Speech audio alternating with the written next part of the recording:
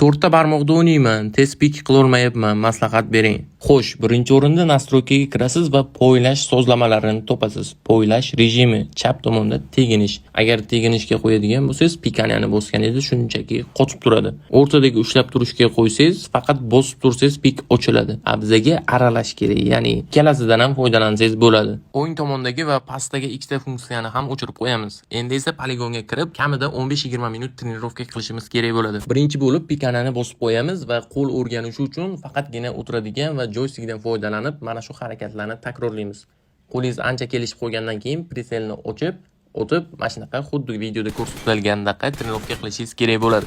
Anchagina qo'lingiz o'rganib qo'ygandan keyin bemalol TDMga kirib, xuddi mana shunaqa natija olishingiz mumkin. Baribir 4 ta barmoq bo'lmaydi, 5 ta barmoqga o'tish kerak deydigan negativlar uchun eslatib o'taman. O'sha dunyoga mashhur YouTube'da million podpisчики bor Star Kapitan ham xuddi men ko'rsatgan nastroykada 4 ta barmoqda o'ynaydi.